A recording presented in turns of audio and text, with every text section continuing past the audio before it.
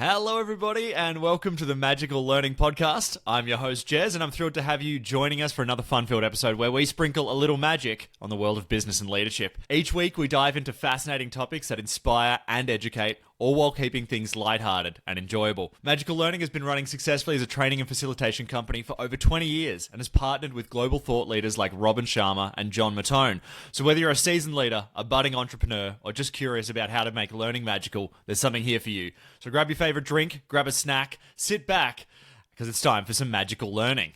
Now, I'm not going to be doing the magical learning all by myself. I've got a team here, and if you're watching the video on YouTube, which we highly recommend checking out, you'll have already seen them. So I'm going to jump into our CEO. First of all, CEO extraordinaire Grahame, how's your week been? Hey, Jez. Yeah, it's been good, thank you. Loving the new intro. I'm a little concerned about people getting all excited and then jumping up, oh, we've got a team, I've got people to help me, and then it's him again. But anyway, that's your fault, whoever you are. Be here, Jez. It's good to be Friday. Yes, and absolutely pleased to have you here as well. Allen, our facilitator and a podcast regular. We'd love to have you on. We don't always get you on, so it's always a pleasure to have you on. Al, how have things been since we've last had you on the call? I've been going great, Jez. I think last time I was on, I was talking about how I ended up on the rocks when I was surfing, and since then I've calmed down a little bit, stayed away from the rocks, and had the best day out on the water. Caught a beautiful wave and was actually able to let go of my board and just run my hand along the wave, and that was one of the most magical moments I've had in a long time. That is very cool, and that's your own magical learning, I guess, from the most recent past. It is. Like you say, my learning versus everyone's told me how scary the ocean was, and I've been out there for 2 years now thinking, I don't see what they're all afraid of. I love it. And it was just like becoming one with the wave instead of looking at that wave that was going to get me. Well, that's so good to hear, Al. And Al, also, for people that haven't checked in recently, Al, you also do work on cranes, you also do work on farms, and you also do work in Pilates. Do you have any updates from any of those segments of your life? Really enjoying the training in the crane industry. I'm teaching about 8 different courses now, which is blowing me away as well. And I even had an unexpected detour on the way to work yesterday. I travel down the M1 in the morning, it's about 40 minutes, and I'm learning so much about human behaviour, the way some people cut in and out and how I resist the urge. But yesterday morning, it took 2.5 hours to get to work. The M1 was blocked, and I got to learn about all the back roads and not stressing about being late for work. Well, that's very good to hear. It's good to hear that you've come in with a very calm and peaceful mindset, Al. It sounds like you've done a lot of patience training recently, so glad that you're bringing that energy to the podcast today. Thanks, Jez. Very wise in the ways of alternate commuting you have become. Well, Al, you were right. You touched on this in the intro. And we're going to be talking about unexpected detours today as sort of the big theme and what we'll be bringing a little thought to from each of us. But we are doing what's known as a Concept Sandbox podcast. Now, this is a very fun one. What we're going to be doing is not just talking about our experiences with unexpected detours, but we're also going to be relating that to a business problem. Now, to have a bit of fun with this, what we like to do is set the business problem in a fantastical realm because A, it means that we get to have fun and look at this business problem in a sort of fun way, but B, it also means that we will not be using brands that we could potentially partner with in the future, and so therefore not upsetting potential future clients, and that's always nice. Grahame, how do you feel about taking an unexpected detour to potentially the Terminator movies? Does that do anything for either of you? Yeah, we can do that. Al, have you seen the Terminator movies? I have seen the Terminator. The other unexpected detour I had was Chevy Chase. Something about vacation, going to Wally World. Was that the original? That was the original National Lampoon Vacation. That's the one, yes. Let's do that. Let's go for Chevy Chase out on the open road. Why not? Yes. How bad could it be? It's a good unexpected detour because you know what, that movie had a lot of unexpected detours. Certainly did. It did. Certainly did. So, okay, great. So that's interesting. So we're going to have Chevy Chase while he's on the vacation trip.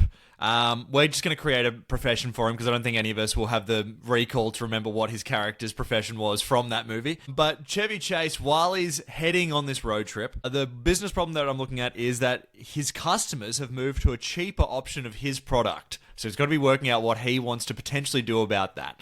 So that's something he'll be thinking of while he's going on this trip. Perhaps even, actually, to tie it a bit more into the movie, perhaps it's a business that takes people from their city to Wally World. So let's just relate it to what we remember about the plot of the movie. So it's a tour business that takes them to Wally World. Maybe there's a bit of tour stuff on the way, but Chevy Chase is leading the charge there. So Al, keep that percolating in the back of your mind, and we'll go to our other conversation about unexpected detours and see how we can tie them in together. Graham, did you want to kick us off today about what unexpected detours means to you?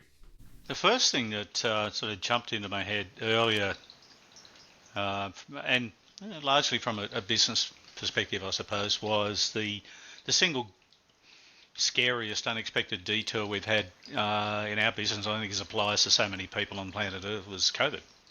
The biggest recent unexpected detour, and a detour in so many respects. I mean, for magical learning, we went from having a lot of programs and workbook with clients over the remainder of the calendar year, this was 2020, to having nothing in the space of 3 days. So every course, every workshop, every program we had scheduled to run over the rest of the year was cancelled because we couldn't be in the same room as other human beings.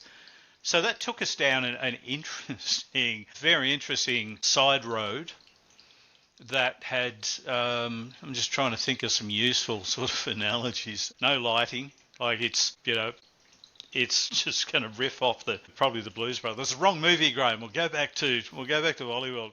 So running out of fuel. There's no lighting on the road. There's no street signs. I've got no idea where the road actually heads. So it's dark. There's no information available. We're tired. We're a bit stressed, and it's like, where are we going? And what are we going to do? Because everything that we'd done up until then wasn't potentially going to work. Did any of that make sense? Yes, but what was the outcome? That's scary. Because I at one stage there I thought, hang on, Graham, you've gone into Latin, so you need to go back a bit. The outcome was realising that, one, we were in the same car together, and when I say we, it was the collective we, it wasn't just Annette and I, it was literally everybody on the team. So getting over the initial, we hadn't taken a wrong turn. The organisation responsible for maintaining the road that we're on had changed their mind about where that road was headed, and they had literally put not quite a U-turn, they just put a new feature in that had us heading off in a different direction. So after the initial panic of what's going on, where are we going, why are we going this way, should we turn around and go back, should we get out of the car, one of the things that helped us stay relatively calm in that space was realising that we had a lot of shared collective wisdom, experience, knowledge in the car. And, it's sort of the old cliche about, well, we'd been through really hard times before. We'd been, not COVID, obviously, but we have been through, as a company, as a business, experiences before that at the time seemed probably worse than COVID, believe it or not. So being able to draw on the fact that we have some resilience, we can figure stuff out, where there's a lot of really smart people in the car. One of the things that we did do, and I'm not sure that Clark, sorry, it's just a bit slow, it's a Friday, did this in the movie, but one of the things that we did was we actually decelerated the car temporarily so that we didn't stop. So there was no, well, we'll just stop the car and sit here and start to ferment. But we did slow down so that we could spend a little bit more time thinking about and discussing and asking better questions. So if the road that we were heading on isn't there anymore, we still know where we want to get to. We want to get to Wally World because we believe that's the place that we should be at. What are some of the options that we've got available? Well, I think, Graham, you've actually given us a great answer there for Clark / Chevy Chase, which is perhaps if the customers have moved to a cheaper option of your product, and in this case, perhaps it's a direct route from whatever city to Wally World, perhaps Chevy Chase's niche is actually a little bit of the scenic route and being like, you know what? You're actually going to have a good time on the trip there. That's what we're going to try and provide. So it's about entertainment. Maybe it's taking them through some other different pit stops or something. And actually about exactly what you're saying, decelerating a little bit and going, you know what? Our niche maybe isn't express. Our niche is good customer service. Yeah, and thank you for bringing me back to the cheaper competitor thing that I'd just completely... So that was grandma strapped to the top of the car. By the way, listeners, viewers, no, That was not a recommendation or a suggestion. Please don't do that. But I love the idea. When we get into that space as a business owner where we realise that we're losing customers to somebody who's offering a similar product cheaper. Seth Godin talks about it really well. When our product or our service is seen as more of a commodity, and a commodity typically is something that's available from multiple suppliers. So if our service is seen as pretty much the same as all the others, then most human beings are going to go to price. And thanks for bringing me back on track. So yeah, slow the car down, and let's have a conversation, ask some better questions about, okay, so how do we reposition our service in terms of how we transport people to Wally World in a way that takes us completely away from everybody else, so they can't look at our service in the same way they do with the others, and therefore price becomes less of a consideration. And Al actually has some great ideas around that. What's coming up for me listening to you, Grahame, is different, where something I see a lot for farmers is we don't do succession planning very well. Yet after succession planning, a lot of farmers just continue to do the same thing they've always done. They knuckle down, they go harder, versus, like you say, try something different. And to me, I've seen so many examples where people have tried something different with no idea how it was going to go. Sometimes it doesn't work out, but sometimes it leads to amazing things. And leading that back to Chevy Chase, I think it might have been the second movie where they were being chased by the truck, and we're led to believe this guy's out to get them. When he finally catches up, we realise he's found the wedding ring that Clark's wife lost way back at the servo at the start of the movie. The thing we were scared of, it was the gift that we were seeking the whole way along. Wow, very interesting. That is so zen, Al, on a Friday. I like it.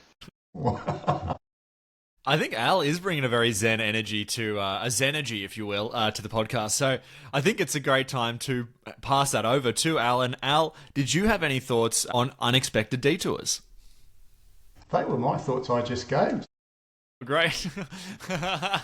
You were too smooth for me, Al. You were too smooth for me. I was. Probably the only thing to add there, Jez, I remember Danette asked me many, many years ago when I was on a very unexpected detour, what is the gift in this for you? That has been something that's helped me look for the different thing. And like Grahame was saying, we're heading down a path we've never been down before, no idea where we're going. But I've seen so many examples of things that have popped up along the way. You know, to me, that's, I guess, why I'm no longer farming. I'm in an industry that was only ever a dream, but until I let go of the old one, the new one wasn't available for me. Yeah, the unexpected change that you've made, and even having to let go of that old thing, that's a bit of an unexpected detour.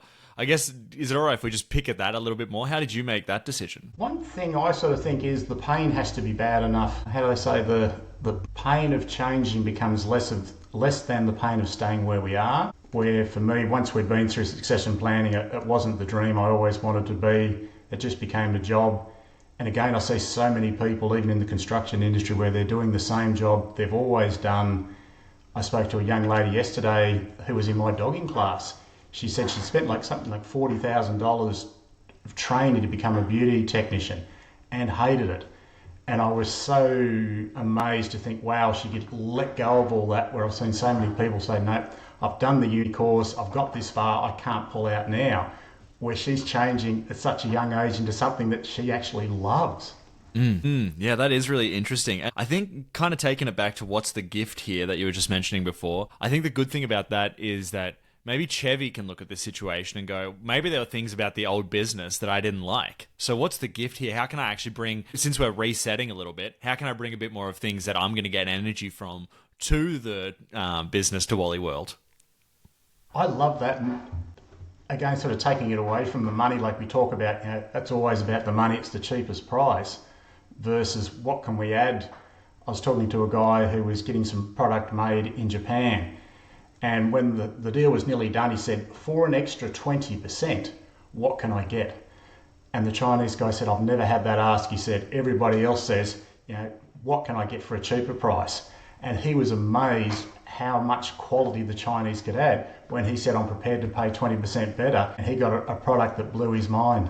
Wow, that's really amazing. It is, it was just so unexpected. He thought, I'll just ask. And we have the attitude that the Chinese just produce cheap rubbish.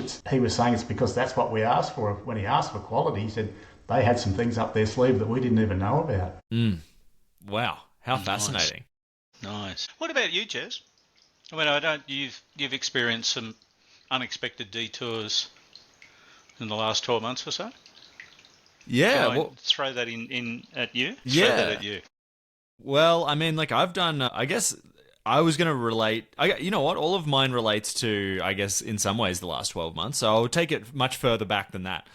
My unexpected detours are how Guitar Hero and Lego movie making led us to this point where we are at right now, doing this podcast. So I was going to talk about that. So when I was probably about 7, Danette and Graham got me a Lego movie making set, which was a stop motion kit. And that was, it basically had some structures. It was sort of modeled around Steven Spielberg. So it was to do with Jurassic Park. So there was some Jurassic Park elements you could add, but the idea was really just a stop motion kit where you could kind of record and everything. And what that did was it got me acquainted at a very early age with video editing and creating movies and even audio editing to some degree, because it was all sort of within that program. It was sort of like a slightly more refined Windows Movie Maker, but also with the user interface built for kids. So it was not too hard to use, which was really good.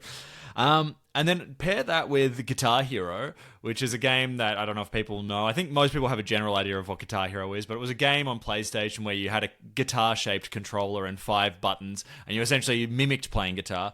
And that led me down a path of liking rock music, which I think then ultimately I learned guitar, and that ultimately led me to listen to a bit more and have a better understanding of audio engineering. Put those two together, and now we're doing a video podcast. And I would say the skills that I acquired from both those things as unexpected detours have actually converged, fortunately for me, in something that I like doing. But those two unexpected detours from, I guess, my childhood have ended up being the things that have led to the current path, which is not a detour anymore. So, yeah. Nice. I do remember the Lego Movie Maker kit being obliged to step around it a lot because it was set up in very important locations around the house or even out at the farm, and quiet on set became a thing. And Guitar Hero was brilliant. Guitar Hero put the plastic into air guitar. I think it's one way of describing it. Yeah. But so Jess, I'm curious, and I really appreciate the fact that you shared that, and I'd love being able to sort of draw that link from way back then and to where we are today.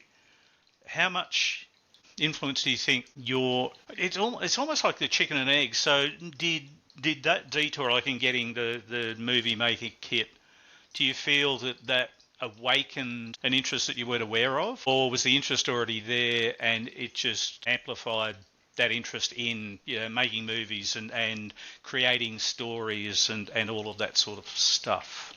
That's interesting. I think it's along the lines of, I think it was right place, right time. So I don't know if at a different time it would have been the same. Because one thing that I really liked was watching like the behind the scenes of movies and essentially looking at how they achieve certain things and then trying to recreate that with the Lego Movie Maker to the best of the ability. So in some ways it was like a puzzle in a way, like a problem solving thing. And then I think that I was always creatively inclined anyway, so this was a pretty good avenue.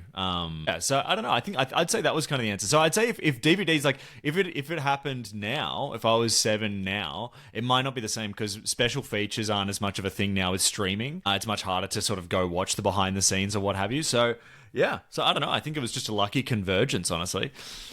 But I love just the fact that you picked up on the special features, the edits, the deleted scenes, all of that sort of stuff, how the movie was made. Because you're right, it was such a big part back then of the movie production process and then the media that was made available to the general public. Whereas today, probably not so much. Happy accident? Maybe. Don't know. And Al, in a similar vein, Al, is it fair to say that maybe back when you were 7, part of one of your dreams was being involved with, heavy machinery? I think it was, Graham. Like, I remember coming home, the rubbish tip from the local rubbish tip happened to be in our paddock. So when Dad was ploughing the paddock, we would hang around the rubbish tip and I would bring home old Tonka trucks with 2 wheels, and I still remember those days. So I love that. If we go back to the scenario, sort of Chevy Chase family in the car, needing to think about how we get people to Wally World and the unexpected detour sort of thing. So I wonder whether... Is it important, do you think, for us to, and I don't know whether it's having the right people in the car with you or just maybe slowing down enough to recognise and appreciate the people that you have in the car. I mean, that's probably true. There's probably, if we're talking about going from an efficiency model to like more of a customer-based model, there's probably a lot of things that aren't being tapped into with your staff already. Because if it's down an efficiency model, most likely people are just probably doing one job. Whereas I think with this more customer-focused model, you can kind of open yourself up to allowing people to have a bit more of a broad job. So you might get more out of people and maybe see talents where other people may have them that are sort of hidden to you at the time. Like, for example, I was just going to say that reminds me, I used to work at a branding agency and then I was starting to do animation. And after a while, I put my hand up and said, hey, can I do a logo animation for these people? Let me just try. And then that actually ended up allowing me to do more animation, which is more of what I wanted to do than the actual job I was hired for. So it was a bit of a win-win for both of us where I got to do something more that I like doing and they got to add an additional feature onto things that they were sort of selling. So I think that it can be sort of a win-win as well if we tap into that sort of that thing with our current employees. And picking up on your idea there, Grahame, of the people in the car, when you said that, I'm picturing there's a couple of annoying people sitting in the back of the picture in my car. But again, coming back to that, what is the gift they bring? There's one particular guy at work I'm thinking of, he's teaching me to, or what I'm thinking of, it's to say no, We've been talking about this for 12 months, nothing's changing. How about we let that go and move on? Versus, I've got some people at work that I just look at, they're the people I want to hang around, they're the people who maintain the standards, they know what they want and they're happy to put that out there regardless of what everybody else is going to say. They're not worried about the criticism, and having those people is such a great role model for me. Nice. So we go from looking for the ejector button in the car to maybe slowing down completely and actually, just to overuse the analogy, turning to have a conversation with the person in the back seat.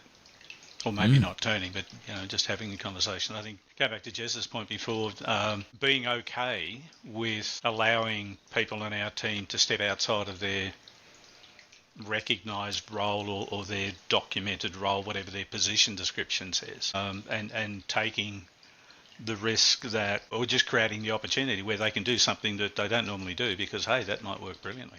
Yeah, it's worked pretty well for a little company called Google. If the urban myth is correct, then a couple of two or three of their most successful, most profitable products have come from employees who were spending 20% of their time not thinking about Google. It's the cliche think outside the box thing. I wonder whether the annoying people sitting in the back of your car, Al, whether they may have actually lived closer to me at one point, funnily enough. And then, of course, you realise that it's not them at all. Again, go back to the Zen thing, that sometimes the people who trigger us the most are potentially our greatest teachers. But to bring all of this back to that scenario about cheaper competitors and unexpected detours and how do we leverage this, how do we see or find the gift in this? A lot of the time we can't personally, which again is why giving other people in the car an opportunity, not necessarily to take over the steering wheel, because how old was Rusty in the first movie, the son? Maybe not put him directly behind the wheel, but perhaps he could offer some suggestions on directions they could take to. And he could almost certainly offer some suggestions on how we could change up the way that we transport people to Wally World to make our service look more attractive. Can justify a helicopter to get to work, Grahame.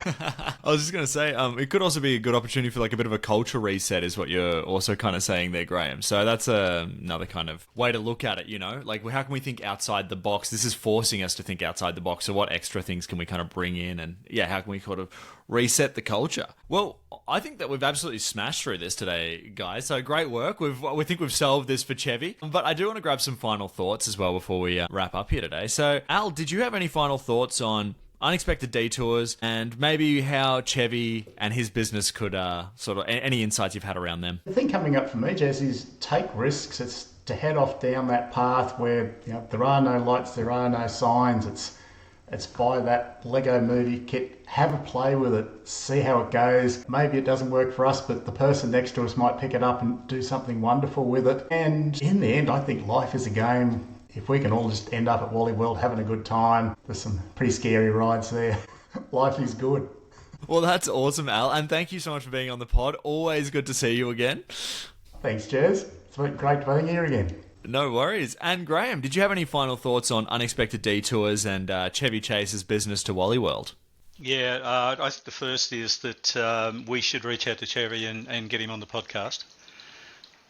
Pretty sure he's still with us. Secondly, if that's not possible, we should at least invoice him for the free promotion that he's getting through this. A couple of things that Al mentioned earlier I thought were genius. The pain of not changing needs to be greater than the pain of changing in order sometimes to take action, and it's still so true. And the sunk cost thing, that sometimes we don't let go of, again, just bringing all this back to the business scenario of needing to change the way our service is perceived by our customers because somebody else is cheaper. The idea of sunk costs and our brain often will hang on to something tightly because we've already invested so much in it, and our brain does not want to let it go, even though it may not be serving us anymore. It's like, well, we invested $250,000 in buying this bus and fitting it out and making it fun, and in training our staff so that we could transport people safely, and we even put a little TV in the bus, blah blah blah, just to get them there. And we've sunk so much money into that, it doesn't feel right to change it. So I think just being aware that the sunk cost thing can sometimes hold us back from accepting that this unexpected detour could be the single greatest gift that we've ever experienced. And great topic, Jez, love it. So thanks to both of you. It's been a lot of fun. Yeah. Well, thank you. Yeah, I agree. Thank you both so much, and great insights today, Graham. It's been a fun one. Thanks for sharing the story also around COVID. I think that was quite relevant to Chevy and sort of and his business. So it was very helpful. Yeah, I was just going to say, I think that there's something about, if you can embrace that now, it might be the scenic route. That could be also kind of there's a bit of fun to be had there, and just understanding the positives and negatives of a changing situation. It's important to keep those positives sometimes in mind as well. Well, we want to say thank you to everybody that's been listening and sharing. Our podcast is going very well. We're on YouTube. We're over 3,500 subscribers, so please go check us out over there. You get the video version of this as well, which is very nice. To everybody that's been sharing, thank you so much. And as always, everybody, have a magical week.